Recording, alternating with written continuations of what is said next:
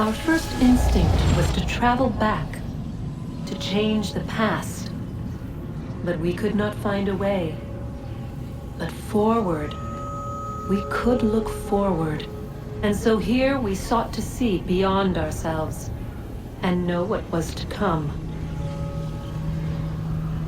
First, we watched to learn if our work would succeed. But the answer was always the same. So we moved on to other things. But she remained. The one you call Minerva. In time, she too stopped looking, and instead began to speak. She called out across time, in the hopes that you might be saved. She hid messages where none might find them, save for you and those within this place. Fascinating. I'm tired of it. The cryptic warnings, the threats. Just tell us what you want! But they are. We saw the Nephilim there. We seemed like grasshoppers in our own eyes, and we looked the same to them. Imagine trying to explain all this to a 2-year-old, to a grasshopper. When they said the will of the gods was unknowable, they meant it.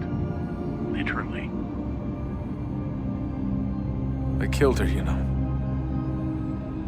I killed Lucy.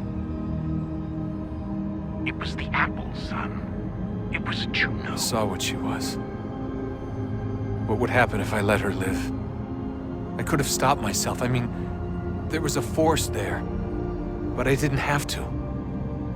I chose to. Desmond. Lucy was going to betray us and take the apple back to Abstergo. I saw the satellite launched. I saw them turn it on, and then it failed. Whatever's on the other side of that door, it benefits Juno. We need to be careful.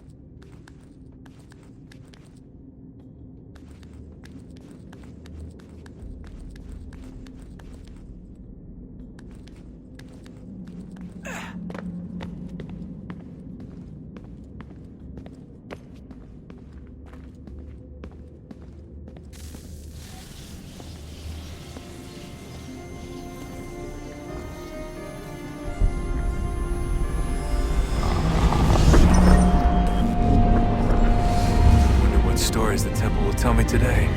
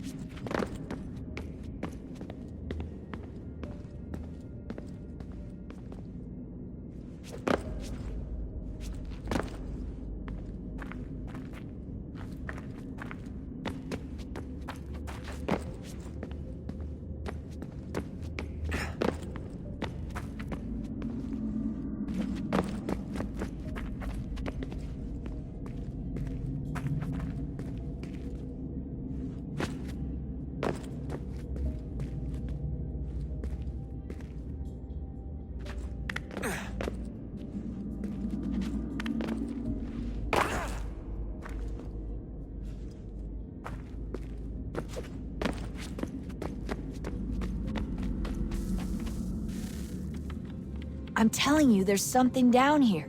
Don't be daft. I don't know, maybe they were sleeping or something and we woke them. Some kind of cryogenics? Or hibernation? I mean, how do we know what the hell they were doing down here?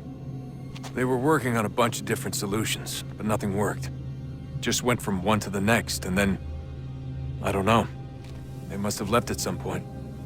After the end. I wonder what the world would be like if they'd succeeded. I'm more concerned about what it'll be like if we don't. Salvation. They found a way. Too late for them, but not for you. Sealed to protect it. Though now it bars your way. Find the key. The past will tell.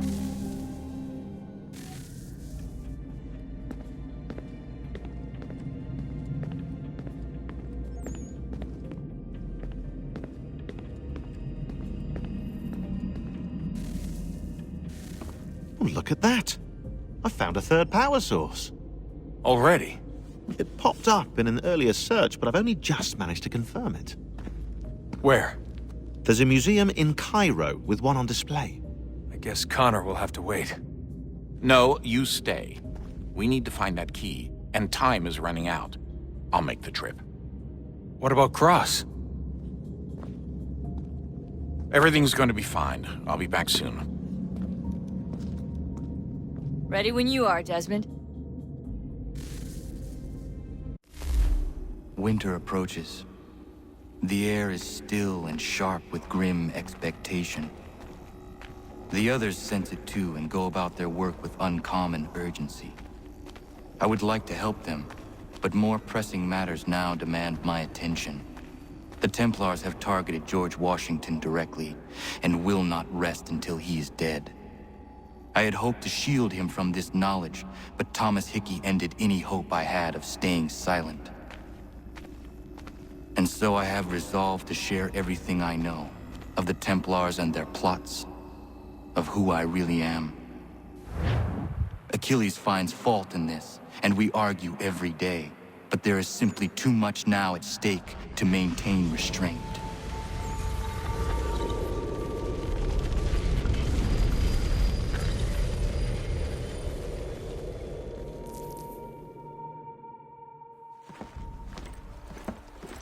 Don't do this, Connor! Then what would you propose we do? Sit and watch while the Templars take control? We are sworn to stop them, or have you forgotten? Assassins are meant to be quiet, precise. We do not go announcing conspiracies from the rooftops to all who pass by. Who are you to lecture anyone? You locked yourself away in this crumbling heap and gave up on the Brotherhood entirely. Since the day I arrived, you've done nothing but discourage me. And on the rare occasions you've chosen to help, you've done so little, you may as well have done nothing at all. How dare you! Then tell me, on whose watch did the Brotherhood falter? Whose inaction allowed the Templar Order to grow so large that it now controls an entire nation? If I sought to dissuade you, it was because you knew nothing. If I was reluctant to contribute, it was because you were naive. 1,000 times you would have died and taken God knows how many with you. Let me tell you something, Connor. Life is not a fairy tale, and there are no happy endings. No. Not when men like you are left in charge.